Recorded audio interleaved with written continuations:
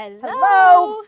It is Wednesday again. It is Wednesday. Can't imagine how that keeps popping up. I know, every week it happens. Every week it happens, whether we want it to or skips or anything. Nope. I like Wednesdays though because that means tomorrow's Thursday.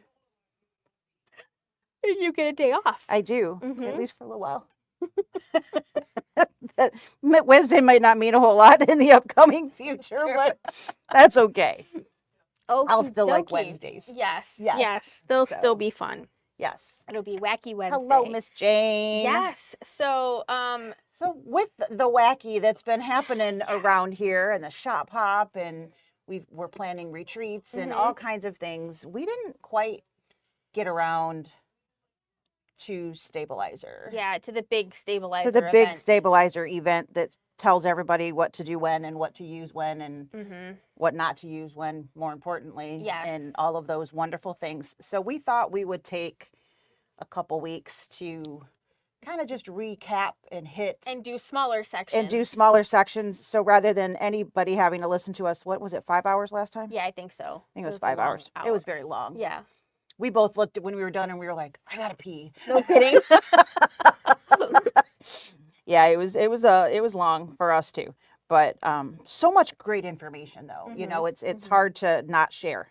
Yeah, it is. And so we thought we would do smaller sections and then maybe answer questions and throw those questions out while we're doing that. We're gonna talk about Cutaway Stabilizer today and then some specialty stuff afterwards, depending on what time, how far we go. We'll see how fast an hour happens. That's right. And then, we've had some lengthy discussions about doing a bundle this year. And honestly, the retail industry is kind of in turmoil right now with the fluctuating of prices up and down and prices. What's the tariff this week? What's the who's adding on? Who's adding what to what? And it's not a great time for us to try to do a big bundle and give promise you a great price. Yeah, so we kind of just saddled that for a bit. And if you are already in the bag club, you know that your bag club this month was Stabilizer. So we will see how things go, and if after discussing all this we need to do something else, we'll go from there. But we will have a lot of information to share with you. Yes. So hello, Miss Shirley, Mom. Yeah, everybody. Nap time for sure. I'm over here yawning. Yeah. All right. So let's just jump right in because we do have a lot of stuff to talk about. And then if you have things to share, absolutely, just blurt it out there and we'll talk about it. So this is not new. We always call it Stabilizer Boot Camp. It was July of 2024 when we did this last. So we didn't completely miss it. We're just doing a scaled down version. Not really scaled down, but we're just going to separate it out so it's not all in one. Holy crap. Smaller snippets. So it's more digestible. How's that? We're all about how we digest things. We're going to have breakfast one day, and then we'll have lunch the next week, and then dinner instead of eating all of our meals in one shot. Yeah, and then we'll do some dessert and talk about some tips and things like that. Sounds fantastic. So, sounds like a good plan. It does. All right, so... Can we do the dessert part first, though? We should. We should always have dessert first. Yeah. All right, what do we got? So picking the right products can make all the difference in your project. We're here to help you choose the best materials so you can create with confidence and get amazing results every single time. So we want to be your stitching sidekicks. Heck yeah. Yes. We carry a fabulous lineup of trusted brands here at the shop, not just one brand. That's what you'll find in a lot of places is we're an OESD line, or we're a dime, or we're whatever it happens to be. We pick and choose our favorites from all of the different ones. So rather than having only this to choose from and only this price point to choose from, if we like two brands, we'll have the least expensive brand. Yes, So the one that we can give you the best price point. We all, a dollar only goes so far, and we all have to stretch it. So, we want you to get good bang for your buck as well. We also know that we're competing with, Amazon and places like that. And while we can't always Match a compete price, with but those prices because they're using a offer off brand than what we have, but we do try. So our brands that we typically carry in the store are Leabu, a Dime, Floriani, OESD, Baby Lock, and Kimberbell. Since we did this last year, Dime has been bought by OESD. And so now you'll see those two names together, and they're still figuring themselves out. Right now, we still have products from both, and I don't think there's any get the impression that is the plan, right, to change that. It just says Dime by OESD instead of just Dime now. Yeah. But there's still OESD product and there's still Dime product. Absolutely. At some point, they will probably go, okay, this is silly. We have two of the basically same thing. Hopefully, they'll look at them and see which one is the better product, or maybe even send out a survey because, we're the ones that actually know what people are buying and what people prefer and all of that kind of thing. So hopefully, if it comes to that, they will reach out for some survey info. But our hope is that you let us do the homework. We'll handpick the best ones from the different manufacturers and the ones that give you the best prices so that you can stitch with confidence and maybe even a little flair. Yes. Because when it comes to stabilizers, not all rolls are created equal. Unfortunately, that is a true statement. So let's get this party started. Yay, there should be music, but then we'd get dinged. Yeah, we'd get dinged because I'm sure it's copyrighted from somewhere. Right. So one of the things that you have to do when you're preparing your project is you have to prep your fabric. You have to mark your centers. Do you fight getting your project in the hoop? These are all of the things that, if you're not doing them or you are doing them or you are fighting with them, that again makes a big difference in the overall availability of how this works. And maybe if you want to do it again. So we're not going to talk about hooping today, but we are going to cover that in our little stabilizer series. And I think that the prepping is the one thing that I hear the most of. I didn't know that. Yes. It has made such a big difference in my whatever life, my hooping, my everything. Yep. But that is what I hear the most, is that this is the most important thing. Yeah. If you've done all of these things and you oops up on, not quite enough stabilizer, if you prepped properly, it might be enough to maybe Band-Aid that over and that you're still going to be okay. But this is extremely important. Yep. I never did this when I first started. Nobody taught me to do that. It was just take your fat quarter, slap it down, and cut out your applique piece. Yeah. I mean, there wasn't There wasn't anything more than that, and it really does make so much sense. So let's jump in there. Yeah. All right. So prepping your fabric. One of our favorite things to use to prep our fabrics with is Mary Ellen's Best Press. You don't get a lot of flaking or white chalky residue. Now, if you sometimes I really douse my fabric, there might be just a little you bit of can residue. get that if you have really heavily done it. But this is a starch alternative. Yeah. It is not a true starch. So you don't get as much of that flaking, where if you sprayed with starch the amount of that we spray with Mary Ellen's, but you would have a hot mess of you would. all of that kind of thing. So it acts as a starch. It does a beautiful, actually, I think, better job than anything, but you don't get all of those side effects, which is a great thing. We do carry it in the small spray bottles. You can get a gallon refill if you would like. We've got lots of options for you. If you like scented, we can order it for you. We don't carry that in store because we don't want anybody to have any issues with any of those scents, and some of them can be very overwhelming.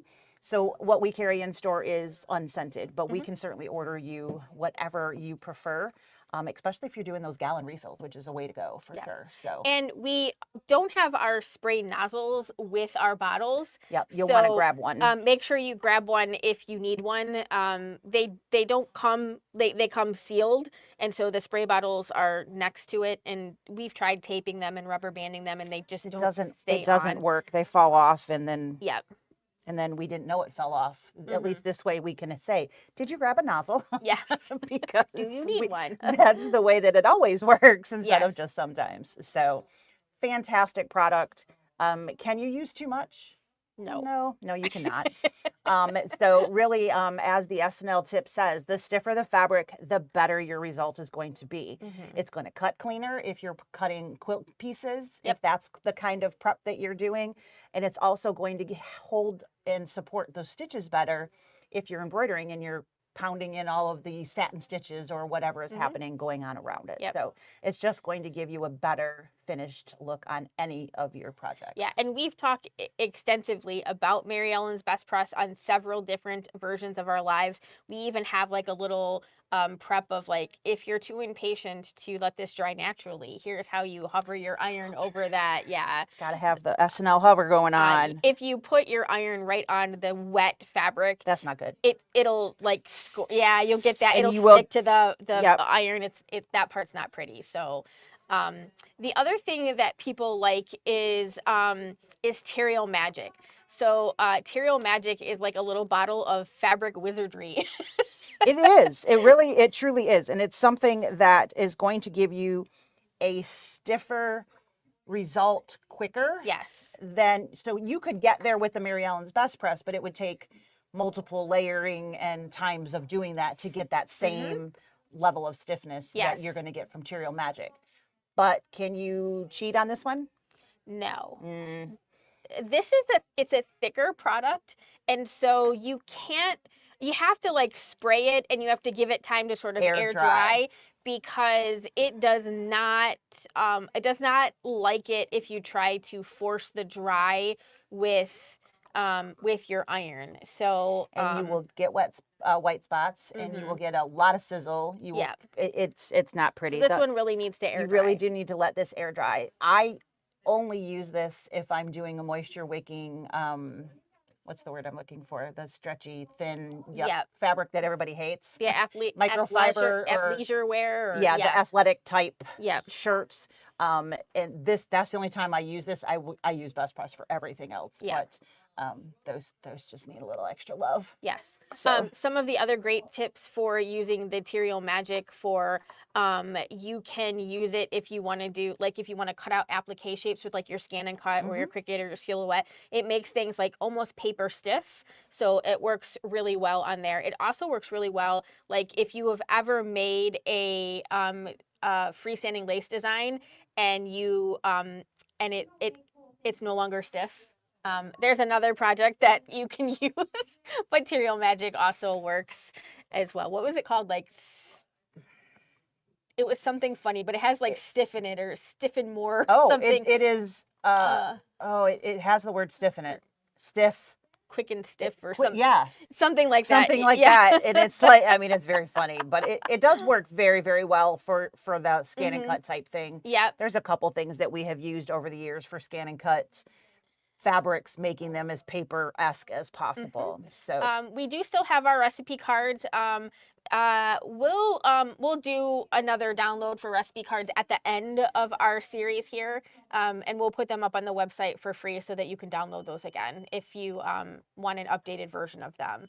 And that's what I use Terrial Magic for. I love it. I put the fabric in a bowl and then dry. Yes. Yeah. Yes. You can absolutely do that, but that is going to let it air dry for sure. Yep. You do not need to I can say that word if I try. You do not want to dilute Terrial Magic. There's no need to do that, and it'll work definitely better at full power. Yep. So full stiff. Full stiff. There you go. So prepping that fabric is uber important, no matter what it is that you're doing. If you haven't seen it before, look up the Best Press day that we did that, because it will also pre-shrink your fabrics. Yes. Which is extremely important and a lot of people don't know about. So watch that video if you haven't already. Yep. But after you have them all prepped, then you have to find your centers or mark your half squares or, you know, whatever it is that you're doing. So marking pens. Marking pens. And like on our last day, we're going to show some stuff. We'll show you what we mean by like pre-shrinking your fabric using Best Press. We'll show you an example of what happens when you spray it and how much not all fabrics shrink in a lot. And but they don't all shrink the same. It's very... some shrink a ton though, and it really does make a difference. So marking your fabric. So we want to prep the fabric. We're going to prep, we basically starch everything. So if it can take water, we're going to starch it so that it's stiffer. So we're giving the fabric less chance of stretching. So that's we do that to everything that we can. And then we also will talk a little bit about in a little while using EZT as another way of preparing your fabrics. But if you're doing like a towel or a t-shirt or something like that, you're going to start by starching it, and then you're going to start by marking it. Yeah. And those are the two things that you need to do.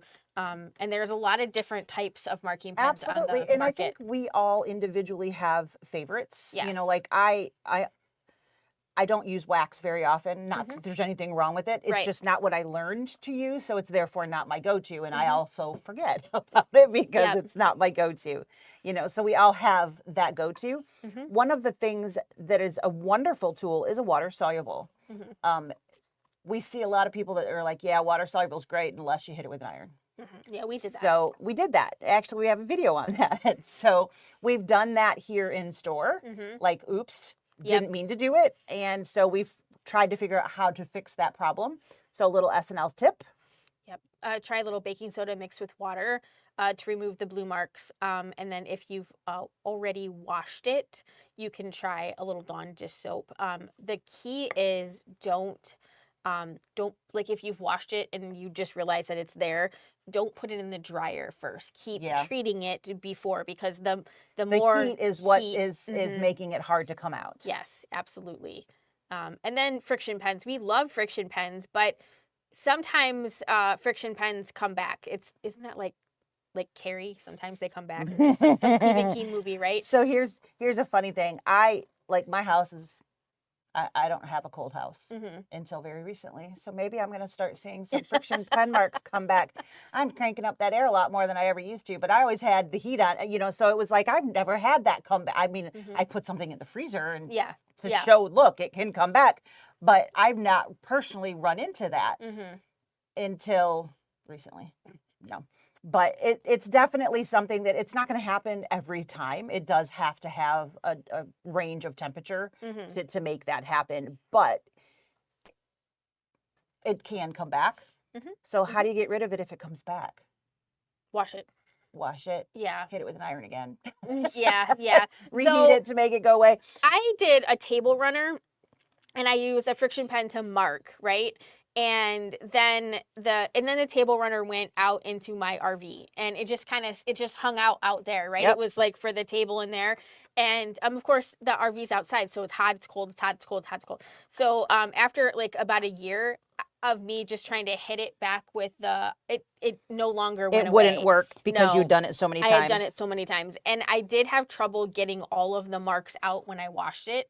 But I think I don't believe that that's like that doesn't happen all the time. It's kind of like one of those things we say, there's always an exception to the rule. Oops. So definitely if you're using a friction pen in an area that's going to be seen, test it out on a little chunk of the fabric, see how it reacts when it goes through different things before you commit to putting it on like a big area. A big area, or like a quilt that you're going to gift to somebody and you're going to ship it to them. So I'm like, where's that thing it's right in front of my face. So I know it's just a small piece, but you guys can probably still see the lines that are in there. These are water soluble because this is clear blue tiles, but that kind of thing can come back. And this is a sample that's been laying around the store for a long time. Yeah, we were over there. We were we might have even been, no, I think we were in the back of the store, not outside the store. So at least a year and a half. It's been quite some time that we did the clear blue tiles, and if they sat for a long time, it also makes them harder to come out. Mm-hmm. So getting these out will probably not be just a quick rinse. Right. It'll have a little bit more. So time can also make that difference in there. Yep. Then you have like your tried and true Taylor's chalk, chalk pencils, chalk wheels, all kinds of different things. I typically don't buy yellow for whatever reason. Every time I use a yellow chalk marker, it's like the chalk from you know where, and it just I regret it. And I think to myself, why do I even have this in my room? Why haven't I not thrown this away like, yet? Where did I get this? And when the person gave it to me, did they not like me? I'm sure I didn't buy it. So I tend to use a chalk for those dark things. Yeah. So I will use heater water for the most part on anything else. And then if I have a black or really dark navy or green or something like that, I'll get out. And I do have white. I've had light gray. I've never had a yellow. Yeah, don't buy it. So don't get that one. No, I might rub off on you and you'd be like, Sarah. You'll be cursing my name. It was cursed by Sarah just by you hearing this whole thing right here. Yeah. So, but yeah, so chalk can be a great option for those off things. A lot of times you can just brush it right off and it's gone, but it'll definitely go away in the wash if you wash that. Yeah, sure. But don't like and I see people like try to use as light of a touch as possible. Right. Don't like dump. Yeah. No. Heavy is not the ideal thing on that one for sure. Yeah. But it does come off for sure. Exactly. Yep. Okay. And then I love this top one. And it's so true. I mean, how simple, but how smart. Yeah. So color Crayola washable markers. The whole point is that they wash out. Yes. So every time we do this, someone will say, well, I had this and it didn't come out of this. They're not all fabrics are the same. No. And one of the things that I say, sometimes it's not actually about the fabric, it's about whatever has been treated to the fabric first. Yeah. Because a lot of times we don't pre-wash things, we don't know, we're basically mixing chemicals. And, and in a chemical stool, you never know what you're going to get. You don't know what you get. So again, always test to make sure that it's going to work on there. But Crayola washable markers this should be way easier than usually come up. Why do we even have that on there? I don't know. So they usually come off. And then again, just a reminder, heat alert, heat can set your ink. So avoid pressing over your markings. If you're nervous about using markers, tape is your friend. I use the, if you've been a Kimberbell fan for a while, right, you may have like, I don't know, 20 or 30 rolls of Kimberbell tape that came with random kits and different things like that. It is a great tool to put down and then write on top of. Yes. And then you can just take the paper tape off and there's no mark at all on your fabric because it was on the tape. So like if I have to mark on something and I kind of have the general idea of where it's going, you just put a little piece of tape over there and then I can measure and mark, and I just mark on top of that tape, and then once everything is in place, the tape just comes off. And then I haven't even used a Post-it note because I can't find anything else. There's so many. It's not ideal, obviously, but you can, if you don't really want to mark on your actual fabric, there's lots of different things that you can use. Have you ever used soap scraps? So I personally have never used soap, but I haven't either. I do know a lot of quilters who do that. If they do a lot of dark fabrics, they will use little bits of soap. Yeah, they'll kind of like shave a corner, so they have like I can't find my words, like a point. So they have a nice sharp point to do that. It's kind of like a knife on your bar of soap, and it's kind of like the OESD wax pencils. They leave like a similar residue, and so it definitely works. Another great option is to do soap. Faux show. Yeah, it just doesn't show up on everything. Good idea, Jane. Yes. Thanks. All right, so stabilizer. There are a few things you should know about stabilizers before we jump into all of the different types. Do you have to put stabilizer everywhere? What if I'm only embroidering on this area and my shirt? I mean, that depends. Are you a beginner? No, I'm just kidding. Yes, you have to put stabilizer through the entire entire hoop. Yes. No matter how big your hoop is, you need to have stabilizer from top to bottom, from side to side. Yep. And it needs to actually come up out of the hoop. Otherwise, it not won't actually hold into it. It's not actually stabilizing anything. No. So, you know, we all try to save money anywhere that we can. Yes. So the first thing when it comes to that, use the smallest hoop that you can for the project that you're working on, because you're going to use the smallest amount of stabilizer. So if you have a 4x4 design, don't pick your 9x9 hoop or your 10x. Don't do that. Right. and it will certainly help you save some money. This is, unfortunately, you're going to waste stabilizer no matter what you do. That's just part of the gig. But to do things properly, that is part of the gig. Yeah. So I am guilty of that. When I first started, nobody told us anything about stabilizers. And I was like, well, this is all I'm stitching on. So I had it from like side to side, but I had like a rectangle. I was just doing names. Yep. So I just, 2 inches and a strip is wide, and then I'd slap it in there, and I thought I was fine. And it came out okay. So I didn't know that I was wrong until I tried to do something bigger and use that same technique. And then it just went and sucked right into the middle of the hoop. And my needles, I had big balls of yuck of thread and all kinds of hot mess. And so then I actually came here and bought a machine, and they actually taught me something, which was a crazy concept. And so started doing things properly. And, the more that we do, the more that we learn. And that's what you guys are here for. So you need to use the entire hoop size. So first thing you do is lay your hoop on your stabilizer, and then you cut with the hoop right on the stabilizer, and then you've cut for large enough piece. Yeah. So yes, you do need to have larger than your hoop. So it needs to actually come up through the sides of that when you're putting it together. Are you going to the restroom? No. Oh, okay. Fabric somewhere. Oh, the sale stuff is like on the table here.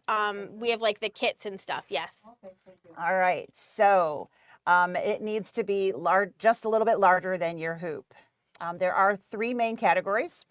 Cutaways, that's going to remain with your project. Tear away, you're going to tear away any excess after you've stitched, and it'll only be underneath the design. And wash away, which rinses away 100%, at least after a couple. If you've only done a light rinse or something, you might still have a little bit in there, but when you throw it in the wash, it'll completely rinse away. So no stabilization is actually happening after you've rinsed it when you're using a wash away. Absolutely. So 3 different kinds. Yep. So choosing the right stabilizer for the job. Before you dive into your next embroidery masterpiece, take a second to size up your fabric. A couple of things that we ask you, like if you come in and you're asking us for help with picking out what that is, we're going to ask you some questions. So is it stretchy and rebellious? Is it thin and delicate like a diva on silk? Can it handle? How many AI points did you use on this? I got a few, right? But I thought this one was my favorite. Can it handle a million tiny needle stabs without falling apart? So will it hold up after the design is stitched out and strut in its stuff? Not all fabrics are created equal, and neither are stabilizers. So the wrong match can turn your fabulous design into a hot mess. So choose wisely. It sounds like we're sending you on an adventure. Right? Do you turn right or left? Do you turn right or left? I know, right? It's do you want it to stay with it, or do you want it to go away? But all of those questions, depending on your answer, is going to depend upon which stabilizer you need, not which stabilizer is unfortunately the least expensive option. Or maybe not the one you want. Right. Well, I don't want there to be anything left over afterwards and you're working on a t-shirt. Yes. Well, that you could do that, but you're probably not going to be very happy with it after the fact, because it'll just kind of whoosh up and shrink in, because without stabilizer left in there, there's nothing to keep it from wrinkling and becoming a hot mess. Yes, we don't want it to be like a diva on silk. Not a diva on silk, because that would be problematic. Oh. So a lot of times we will fuse something, which literally, a fusible literally just means you're ironing it on, for anybody that hasn't heard that term before. When you iron that on, you are stabilizing those the grains in there that they can't move because you've basically stuck something that's unmovable to the back of it. So that means your fabric won't shift, which equals when you stitch on it, it's not moving around and you're going to get a nice solid stitch. Yep. So I was just talking to somebody the other day and they were showing me a picture of a design that they had worked on. And it happened to be a horse, and the outline of the horse wasn't matching up, and it was on a t-shirt. And the first assumption is because this was a duplicatable problem, right? That there was something wrong with the machine. And I said, well, I'm like, let's look at your picture. Let's look at the design. We're duplicating the design, but you're doing everything the same. So you're getting the same results. So it's actually not a machine problem. It's a stabilizer problem. And you can tell because you could see the t-shirt had like, you could see it actually like in an area where it actually stretched. Moved and stretched. And I was like, that's exactly why we know that for sure this is a stabilizer issue, because that shouldn't happen. And I'm like, it could be because you have to add some extra stabilizer because maybe the design wasn't designed well. When you have a design that has a lot of stitches in it and they don't layer those stitches nicely, some designs, they start stitching from the left to right. It's just naturally going to pushing that fabric over as it's going. Yeah. Which if you've ever created a design, you've got a push-pull compensation. That's what that's doing. Yep. Is it's compensating for the push of the needle. Yes. But that's a whole nother class. It is. So, I think we've all probably stitched out. I shouldn't have brought that over here. I realized a while ago, but oops. So sit on it. I know I could sit on it, but that'd probably just make it beep even more. but we've stitched out, like, say, a flower, and we did the petals, and then we put the center over top of the petals, and you literally hear ka-thunk, ka-thunk, ka-thunk as it's going through it. You get this knot on the back that is like stabbing whoever's wearing said item, those kinds of things. There are such a thing as badly designed designs, and sometimes we buy them because they're all over the internet. And until you stitch it out, you don't know that. But when you see something like that, you can usually see it as it's, like if your flower petals come all the way to the center and you've got this big circle going over top of that, your brain, if you've embroidered before, is going to be like, oh, that might be a hot mess. You could throw a little bit of stabilizer underneath to give it that extra boost just for that part and not hurt anything. Right. So, which I don't know. Do you have a thing about combining stabilizers in here anywhere? Yes. Okay. Not today, but not today, but it's in there. Okay. Yeah. So that's what it says at the bottom. Let's talk about our recipe later. We'll talk about our recipes and how we combine stabilizers to give us the outcome we want. Written there. I guess I could have read the rest of it instead of just. I do have my glasses on, so I can actually read that one. The lighter print on the other page was hard. It was a little bit different, but yeah. Okay, so I think that is next page. Yep. 31. Okay. So we're gonna officially talk about Cutaway. Okay. So when do we use it? How do we get rid of it? And what is the difference between sticky, standard, and mesh? All very good questions. So when do we use it? Is the answer. There are lots of answers to that question. So fusible, as I mentioned before, is something we're going to iron on.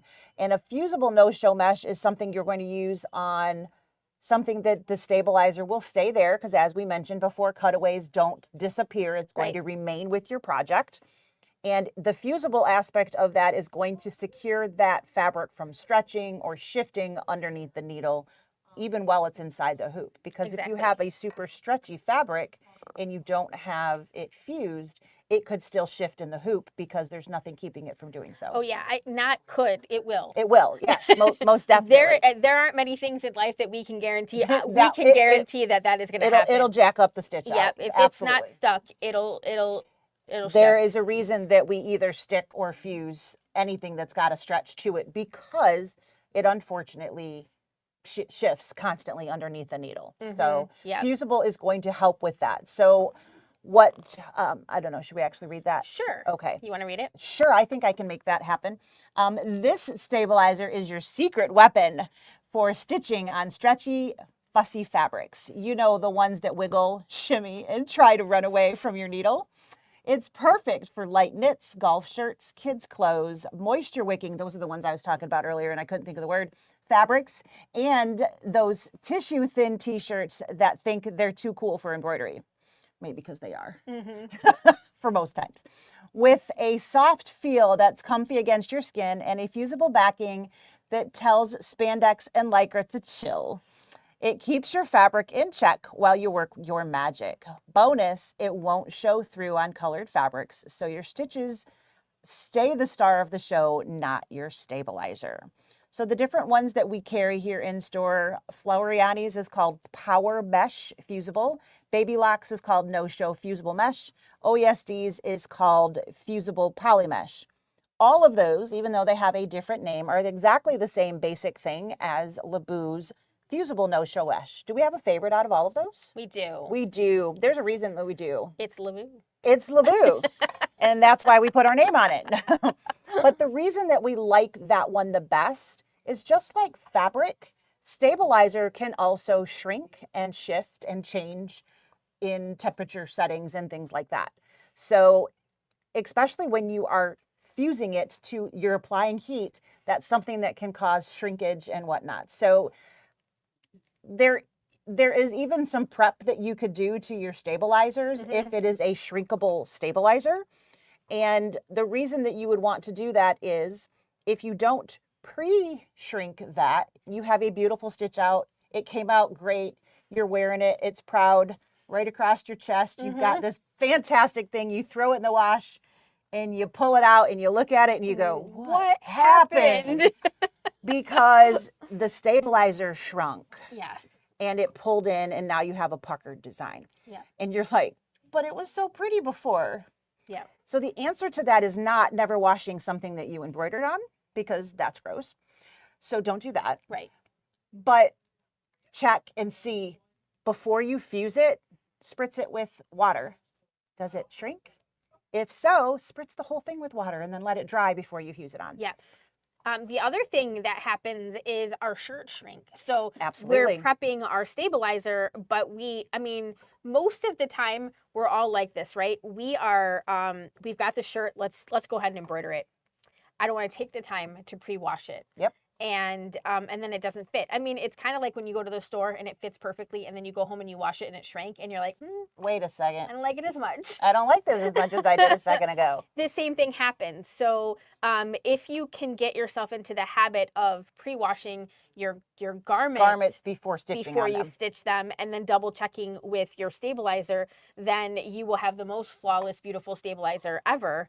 And stitch outs. And stitch outs, yes. So you will just love it, and you will be like so proud to show it off, and it will always look that just good, as good. because putting it in the wash isn't going to change anything, because you've Right. already taken all of the change out of the equation. Yes.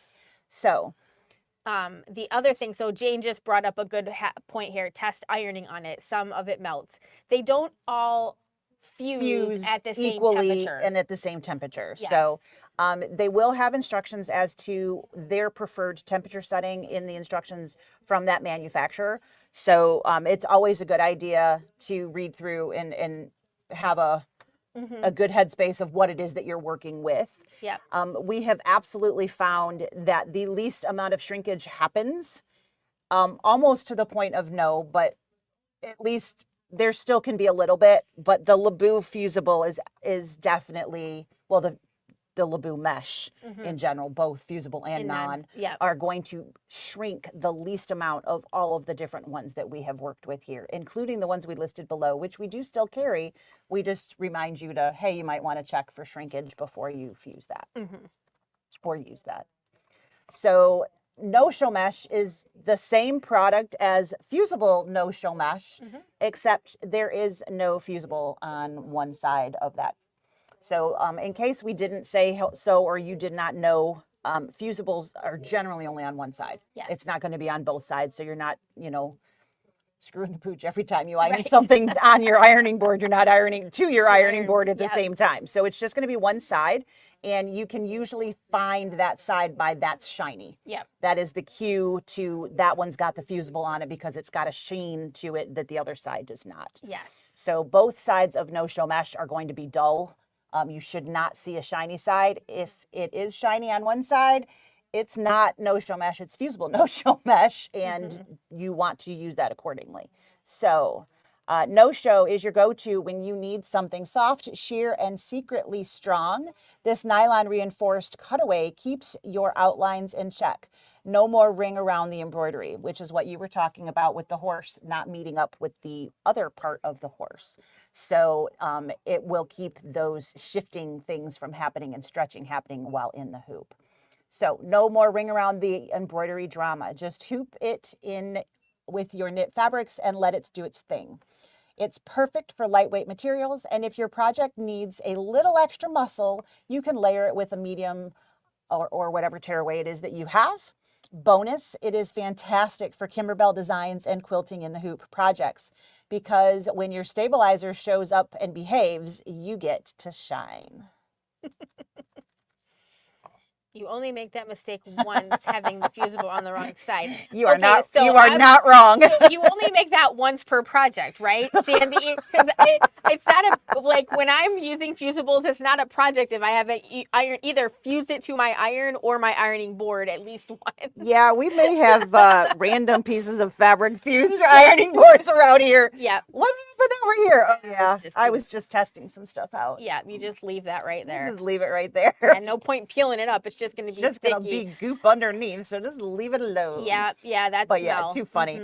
But yeah, so it definitely happens, and when you actually fuse it to the iron, that's no bueno. We do sell iron cleaner here, so when that happens, we can help you out, but definitely not a fun thing. And yes, you're right, it does not smell very nice when that does happen. No-show mesh, non-fusible, if I'm not doing clothing, is probably my most used stabilizer that I have. Yes. Because I do a lot of Kimberbell type projects, whether they're made from Kimberbell or from somebody else. But the kind of things that they do with the in the hoop projects or the in the hoop quilting things, that kind of stuff is my go-to these days. I don't do as much on clothing as I once did. Though if you were going to need 2 layers of no-show mesh, I don't oftentimes double fuse. Right. So I would use this as like my second layer. So I would fuse my first layer and then put this under there and hoop it. And why does that work? Well, I mean, it works because it's not really double the strength, but it is double the strength. But as you change them, you get a different, you get more strength. You get the warp weave cross grain effect of strengthening. But it works from a fusible standpoint because the first piece stabilized the stretch in the fabric. Yes. You don't have to fuse the second piece. No. To get the same effect. Yeah. Does that mean you can't? Not necessarily, but you won't probably get as consistent of a fuse on the second piece as you did on the first piece. It just doesn't tend to work out as well. No. That doesn't mean you can't do it. Right. And sometimes it's easier because when you are doing clothes, that shifting inside the sweatshirt of stabilizer, then it's not in the hoop where you wanted it to be. So hitting it with the iron so it stays put so that you hoop it and it's a better hooping. I certainly have tapped just stay long enough that I can get you in the hoop, to keep it there, and then you can reheat that and it'll pop right back off again. Yeah. So a great little tip. So you don't have to fuse both pieces. No. One of the funny things about mesh stuff, and it's not really funny, but most of the time they're kind of a low temperature fusible. And what happens when you continuously heat a low temperature fusible is they kind of get bumpy. So you get like little bumps and stuff like that. And then occasionally the fusible just stops fusing.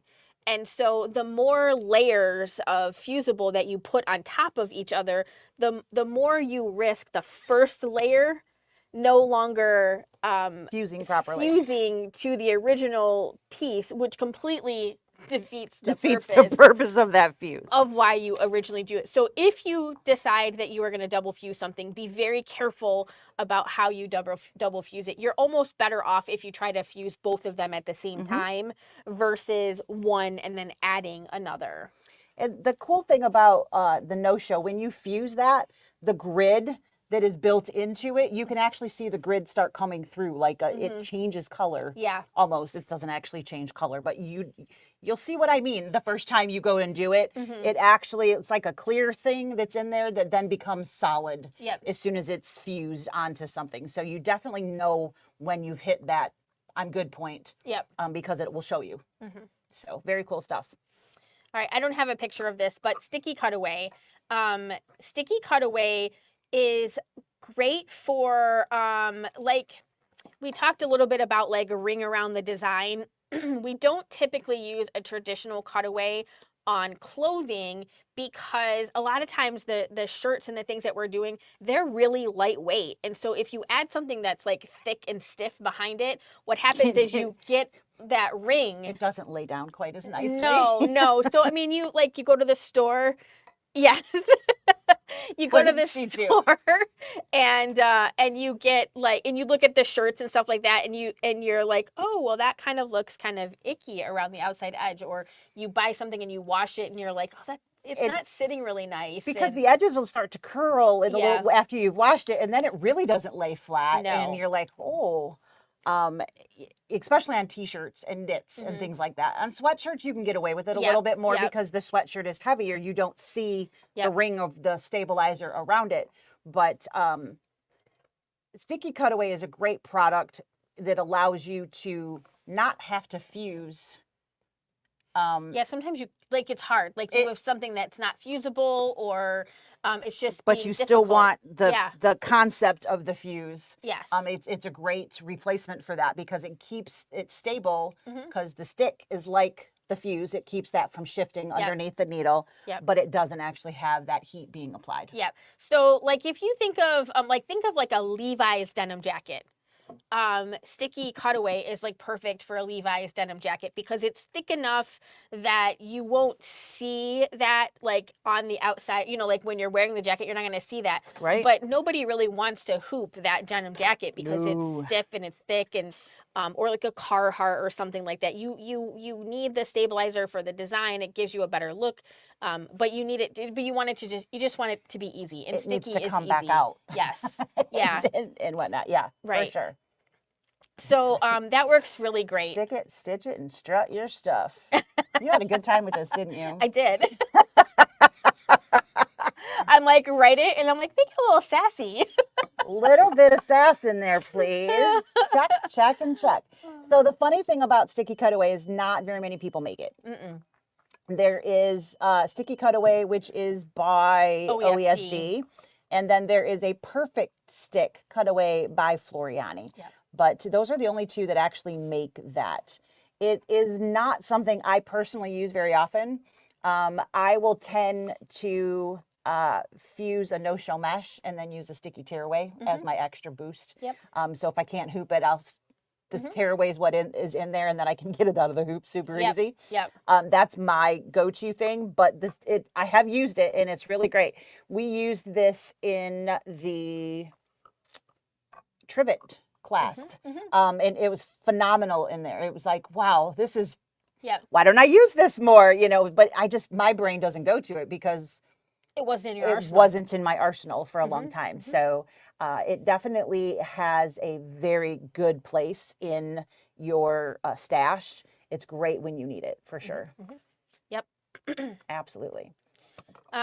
We do use medium cutaway a fair amount for different types of projects, like in the hoop bags and things like that. Yes. Not as much as we used to because we've gone to using no-show mesh a lot of times. But, and a lot of times the bags have been like pre-quilted or something. So it's got more things in it that are giving it stability versus just the stabilizer. Because medium cutaway will absolutely give you a much more firm looking piece with, it'll sit up straighter than if you're using no-show mesh. No-show mesh is flexible by design. This is not as flexible. So it is. It's not stiff. It's not like a piece of tearaway that's really paper-esque. It's not that, but it's definitely going to have more strength to it. It's a heavier weight, and it can be used for lots of different reasons. Yep, but like pillows, mug rugs, zippered pouches where either they're cutting the stabilizer out from like the top part of the zipper or the zipper is down a little bit more. You don't want to use Cutaway when you have like a 1/2 inch zipper at the top. It's hard to turn. It is hard to turn, and your corners will not look pretty. They don't look pretty when you do that. But Floriani Perfect, I didn't change that. That is just not, that's just supposed to be, it's just Cutaway. It's not just Perfect Cutaway. It is not perfect stick. It's just medium. They call it medium Cutaway. So sorry about that. Floriani's is called medium Cutaway. Baby Lock does have Cutaway. I don't know what they call it. I don't think it's they're soft. It's called soft Cutaway. It's like Cutaway soft. I have Cutaway. it right here. Oh, look at that. Cutaway soft. And then the Leabu is the medium Cutaway. Right. It is. So I do not have that right there. Sorry. Apologies. We definitely. I have a roll of this at all times because I definitely use it. I'm not using it as much because more and more so we're seeing things are being quilted in the hoop and that kind of thing, in which case the batting is acting as your extra little boost in there. Right. What's going on? Terry is asking if we have used muslin or drapery lining as a stabilizer. I have not. No, but mostly because, I mean, I would say probably 70% of the things that you and I do in the hoop require whatever our stabilizer is to be adhered to our project. Fair. And you can't adhere muslin or drapery lining without adding something else to it. So I haven't used that as a stabilizer. I have used like pre-shrunk muslin like as the back of a project, like you know, for something like that, but not actually to as the stabilizer. Replace my traditional stabilizer. So neither of us have done that. The only thing that I have ever had quote unquote replace my stabilizer is batting. So like a quilt sandwich. Yeah. And that batting is acting as the stabilizer in that instance. That's the only thing. I'm definitely a stabilizer in the hoop.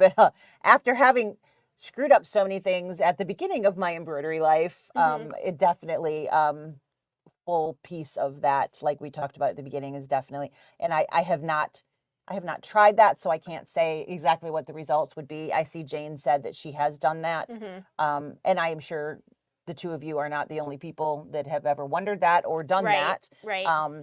But for me, if I'm going to buy something, I'm going to buy what was intended to be used that way versus, but you know, if you have it laying around and you want to try it, just be prepared for whatever might happen. Right. I mean, to me, drapery lining is relatively, it's pretty. Well, and it's more stable. It's less. It is. It's less stretchy. Like muslin to me is super open weave. So I can't picture it actually giving much stabilizer. Yeah. But I guess it depends on what kind of stitch are you putting into your project? Is it an open, what open airy stitch? Yeah. Is it more like a quilting design where it's just running stitches that are going everywhere where you don't need a whole lot of stability added to what's happening? Right. Then I can see where that might work. Right. But if I'm going to buy one thing to do, I'm going to just buy what was designed personally. Yeah. But nothing wrong if that's what you've done and it works for you. I won't judge you. Not at all. Not at all. All right. So those are all of the cutaways that we have. We don't have any more cutaways. Nope, we sure don't. Let's see. All right. So we have a few more minutes. So we'll talk a little bit. So this kind of goes back into what we were talking about for like muslin and drapery lining. So some traditional things that maybe we might use with stabilizers or in addition to stabilizers. So we have interfacing, batting, fusible web. There's a lot of things that are different between these different products. So fusible web is a heat-sensitive glue that melts between two layers of fabrics and it bonds them together. It's commonly used for machine applique. Interfacing adds stability, thickness, support, or rigidity to your fabric. And stabilizer typically provides support for your stitches. And then batting provides loft, warm structure, quilts, things like that. But we use all of these things in our embroidery designs, sometimes in place of stabilizer, sometimes with our stabilizers. So Easy Tea, we use this a lot. I'm not sure how I lived with not knowing what this was for so long. Right? This is fantastic. It is. I think by what we do each, you prefer the larger piece, and I prefer the long skinny piece, more like a flat fold roll. But there's nothing wrong. It's the exact same product. It's just coming in different ways. So one is a 14 by, I think it's 25 feet. Feet, and the other is 60 by 72 inches. Yeah, same so, quantity. You know, if you're putting something on big quilt squares, then that big piece is really easy to manipulate. But I tend to do, you know, quilt blocks, and which having just a small piece is much easier for me. So there's different sizes that it's available in, but it is a phenomenal product, and you can get, like I said, that in a couple different sizes, but it's the same product in either size. They have changed the packaging.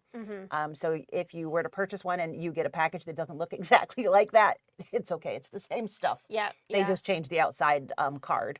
So they are really the only ones that make that product. There are some imposters. No, I'm just kidding. Kimberbell and OESD, excuse me, both make a fusible backing or fusible woven, depending upon how it's called. The big difference between Kimberbell and OESD's product and the Easy Tea is one thing. Two things, but one big thing. Yeah, pre-shrunk. It is pre-shrunk. So we talked earlier about how important it is to pre-shrink your fabrics, possibly your stabilizers. This one is done for you. It literally is right on the outside of the packaging. It says that it's been pre-shrunk, and it has. It doesn't need to have any extra love given to it. You can literally cut it to the size that you need and iron it on. The other thing that makes it so wonderful is the fuse. It fuses very cleanly, very quickly, and very evenly. And that is not like... All things are not created equal there. No, using interfacing, 100% cotton interfacing in bag making and quilting and embroidery for years and years and years. And we used to use just like Pellon SF 101. SF 101. And I don't want to call it a horrible product, but I like had a love-hate relationship. Like I loved what it did for me, but I hated how much work it took to get it to do what you wanted it to do. You know, like you put it on your product, and like you put it on your fabric before you make a bag, and then you like birth your bag, and you're like, oh my God, it's just like a wrinkled hot mess here. And then you try to iron it again, and you got bubbles, and it never had a great fuse, and it was so random whether or not it fused or not. It would fuse great over here, but not over here. So no, you know, fusibles are, I always tell people that, like, we all treat fusibles differently. Some of us have a heavy hand, some of us are lighter, some of us struggle with fusibles all the time. But like Easy Tea is just great. They are made by Heat and Bond, and Heat and Bond has made fusible web for years and years and years. So they were not new to the fusible game. But I love the fact that they didn't use the same glue that they use on Heat and Bond, because if you've ever used Heat and Bond, you know that if you heat it too much, it becomes it's no longer fusible. Now it's just a stabilizer. But I've never ironed my Easy Tea too much to make sure it doesn't stick. So I absolutely 100% love this, and I have it in my hoard of stuff, and you can't be without it. You just can't. You can't live without it. If you need fusible woven interfacing, which in my opinion, if you're going to do some sort of embroidery at some point or bag making, you're going to need this in your arsenal. I'm not sure it ever did, but it does not have a consistent adhesive. It's just not doesn't work great for us. So we love EZT. Absolutely. And, you know, we have people come in here and they've never heard of it. And I'm Yeah. like, well, it needs to be your new best friend because it really does. I don't think any sewing room should be without this product in it. It's just a really great tool. You can use it for multiple things. I mean, I've used it just to add where I don't want to use a fusible applique web for my appliques, but I just need it to have something on there as either a color back to block so that it, you know, my stripe's not going to show through my white fabric, or there's so many different things that you can use it for. And, you know, the consistency of the product is without fail, which you just don't get on everything. So it's a great product. Yeah. Quilter's Dream batting, we use this in our shop. It is really, really, really wonderful batting. There's not many battings that are made in the United States. This is one of those things that is made in the United States, and it's just great. When it's made, they do punch it, and it is layered with a light scrim inside of it, but it's not you can't feel it. You won't know that it's there. You will not know that it's in there. It's punched through really, really well. So it's just a great product. And I really like the Quilter's Dream because if you're using it for quilting, you know what you need to do and how many stitches you need to have in there for it to continue to lay flat underneath. Yes. Which again is not an included thing in most products. So right on the outside of the package, it tells you how many stitches per inch or what Stitch is up it? to 12 inches That's apart. What it is. Up to how many inches apart your quilting stitches can be and still have a smooth product. Right, because what happens if you don't put enough stitches in your batting, as you wash it, you get those pills and those little balls, and it sort of shifts around inside of it, and it's not nice. So we've got a couple. There you go. Yes. So yes, you should absolutely replace your SF-101 with this product. With not this product, sorry, the EZT product. It is hands down, like all of our hands that work here down, better product, and you'll be much happier with it. I don't believe so. No, because it's interfacing. The bags, batting, excuse me, and interfacing was not part of the. Sorry. Okay, and then we have OESD, Fuse and Fleece. So this is really fun. It works really great in tote bags, wall hangings. It can give you like a trapunto type look if you're trying to make like your little applique area or your quilted area around your embroidery design sort of pop up a little bit. And it's nice because you don't have to buy like a gargantuan amount of it. Yeah, you don't have to buy crib size of right. And you can use little bits at a time, and it has a really nice feel to it.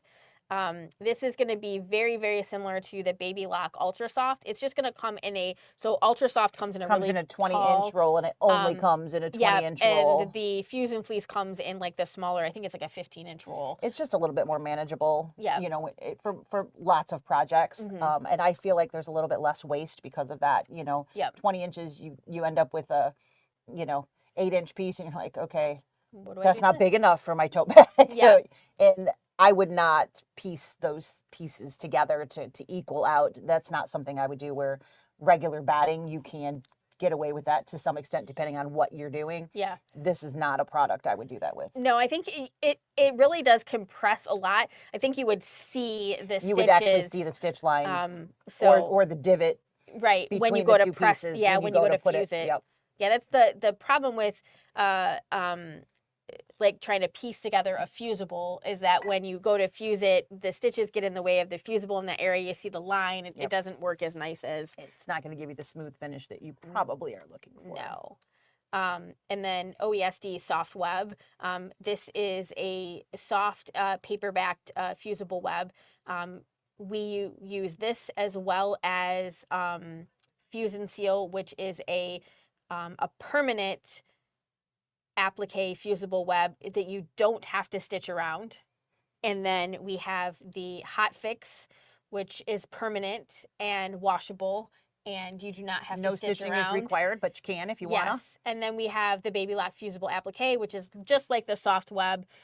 It is not a permanent fusible. It's permanent fusible, but you need You to stitch should around. stitch the edges down. Yeah, but this one is a little bit like a sticker, so it's repositionable. Yeah. This is probably my favorite if this is what I'm looking for. This is my go-to. It went up a little bit in price, but it's still pretty reasonably priced for the big roll that you're going to get. You can get a lot out of it.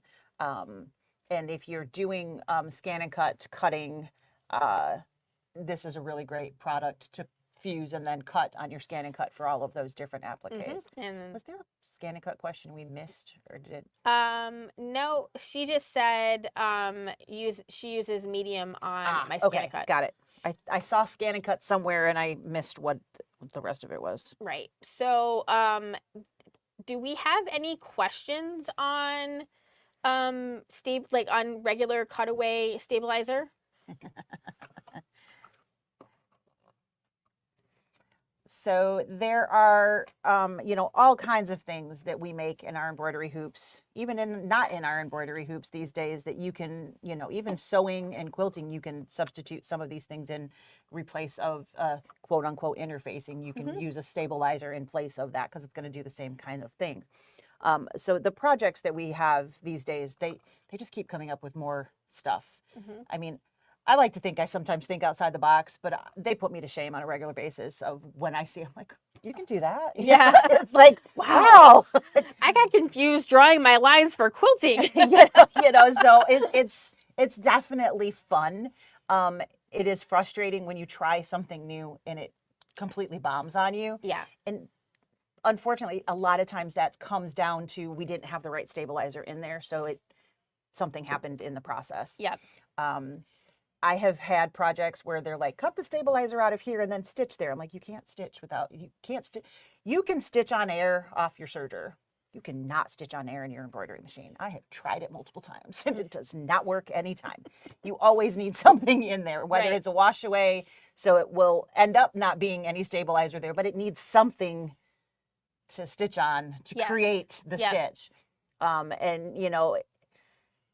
It baffles me when I come across a pattern and I'm like, that's not going to work, So I just tuck a little bit of water soluble underneath in there. Sticky is great, or make it sticky by getting it wet and stick it. But, just throw a little bit on the back of your hoop and then you've got, that filler that you need for something. But we'll talk more about water solubles another day. But, there's just so many things that are out there. So, we do have a lot of samples over here we didn't really get to. Do you want me to? I don't, either way, it doesn't make much difference. What do you want to do? That'll work. So this is a large mug rug and it has a non-fusible no-show mesh inside that everything was built on. So this was done completely in the hoop. Who doesn't want to be a cookie tester? I mean, that's just so that's just a large version of something like this. This has the same, maybe. That actually looks like it has Cutaway in it. I think, that one's an old one. This is an old, very fair. This is a much older. And it wasn't quilted. So this has actually the white medium Cutaway that we talked about versus the no-show mesh. You can see there's actually a grid on that stabilizer, maybe. But I can see it, but I don't know if you guys can see it. But there's actually a grid on there. That's what tells me that was no-show mesh. And the white color on here is what's telling me that was the medium Cutaway. So there's definitely a stiffer body to this one. You can see the edges, it sits up straight, where this one, it has more stability because of that heavier Cutaway that's in there. One is stiffer than the other. One of these things is stiffer than the other. Same thing with these. This one has medium Cutaway underneath. Just a little lovin' from my oven. I mean, how cute is that? So this is just a sample stitch out, but we've got a medium Cutaway on there. This is something that my head tells me I want a tearaway because I don't want anything left behind. But this is really thin. And if I only put a tearaway on here, it's going to just end up a ball of yuck the first time I washed this, which as a baby washcloth, Mhm. I'm going to need to wash this a lot. Mhm. And so it definitely wouldn't lie flat. So this has no-show mesh. The great thing about this is that you can trim this really close and almost not see it, but it will still protect and keep those stitches looking like you want it to. So a lot of flexibility in there. I can't tell you what's in here, but I'm going to guess that it's probably no-show mesh, possibly a cutaway, Yeah. medium cutaway, but I can't tell because it's got a little bit of body in there, so it might be a medium cutaway, but Yeah. um, I think that one was because there's binding around the outside, so I gave think it a little bit it more wasn't to work turned. with. Yep. Yep. So one of the things that has really taken off is bags in the hoop. Mhm. And one of the things that has really changed is we used to always use medium cutaway in those. Mhm. I mean, like, I don't think I have any older zipper pattern that doesn't call for a medium cutaway, which Right. is the heavier white. Mhm. And we all said bad words when we were turning those top zippers. We did. You know, they just don't, they didn't turn well. We had really blunted corners because you just couldn't get everything out of it. And so now we have quilting that is being done. You know, you quilt your backing before you make the front so that it comes on already quilted. And that is going to have, which you can't see because it's lined, but it's going to have mesh, no-show mesh, non-fusible in there. Can you use fusible? Yes. Would I? I would not unless I literally had to. And then I'd be really careful where my iron was at while Yep. I was doing it, because if you fuse something that's not supposed to be fused, all of a sudden things don't turn. Amen to that. Yeah. And this is really large. No-show mesh piece. doesn't wash out either, in case you try to use it in a No, freestanding lace design. It does not. Don't ask how we know that. So again, fully lined bags that are made completely in the hoop, zippers included. Those are now pretty much all being done with no-show, non-fusible mesh in the hoop because it allows for the flexibility of the turning. And a lot of them, again, are going to have quilted. At least the fronts are going to be quilted, if not the front and the back. So this one, the back is not where this one is. So it's just a matter of how they're designed. Yep. So, We have a couple questions. Yes. So Pam is asking, does the amount of satin stitches around an applique require cutaway versus no-show mesh in the two different mug rugs? No, we're mostly the difference between the two mug rugs is the evolution of how they were originally created. Originally, like if you look at that one, there's no quilting on the left side, that one mug rug. There's no quilting on the side where the applique is there? Here? Yeah. Yeah, it's just straight but lines, just but done, it's very and it was light. done separate, right?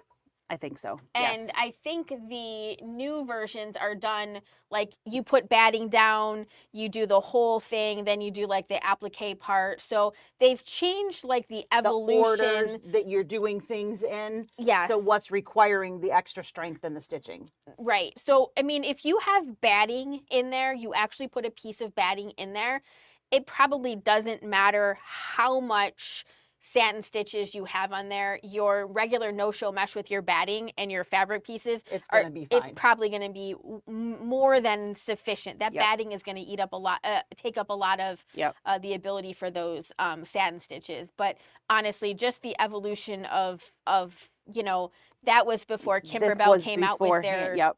own stabilizers and before we really got into in the hoop quilting. yes. So it was more a decorative stitch than a quilting stitch. Yes. So, and this one has quilting behind here. It has quilting behind here, and Yeah. then all of the appliques, and it's got a lot more going on. But that no-show mesh is still fine because Yeah. there's batting behind there. But if you wanted that to be stiffer, like the other one, the medium cutaway in there would be perfectly fine. There Yep. wouldn't be any issue doing that.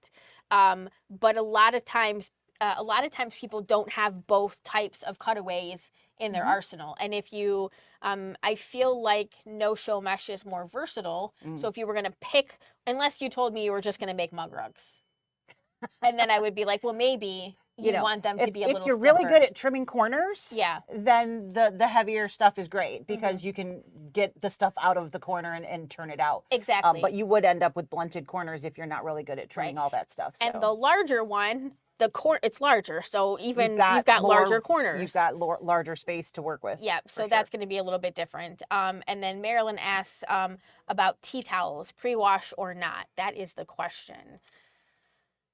If I had the choice, Where did you get the tea towel from? Yeah, if I had the choice, I would pre-wash my tea towel because I've never had a tea towel that didn't get a little swirly after I washed it. And they tend to lose some of the sizing or whatever chemical they treat that stuff with, but when they send it and ship it out, you tend to lose some of that.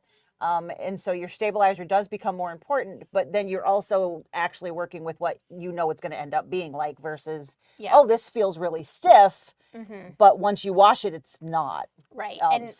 And a lot of them have a lot of cotton in them, and the more cotton it is, the more it's going to shrink, and it's a really loose weave, so you're going to get even more shrinkage. And so one of the things that I have really found with tea towels in specific is they are, one, not all created equal. How square they are can range from holy cow to wow, this is great. But the holy cows can be really bad. Like the angles and, not square at all, where at least when you've washed it, center is going to be center because, if they're already pretty skewed right out of the package, I would absolutely put it in the wash because it's only going to get worse, and you want to make sure that your design is going where you want it to and not going to end up skewing off center because of how bad it actually was. Yep. So. Exactly. Yep. This guy I have right here is just a hoodie I picked up. I don't even know where. But this was a built-in design on Brothers Dream Machine. And this is no-show mesh. It is fusible. So I did use more than one piece because the design was really big and I wanted to be in that bigger hoop. So you have to have lots of coverage for all of that. And I trimmed it some. I didn't really care it was the inside of a hoodie. My back's going to cover it up. So, if I cared, I could have trimmed much closer, but I didn't worry about that.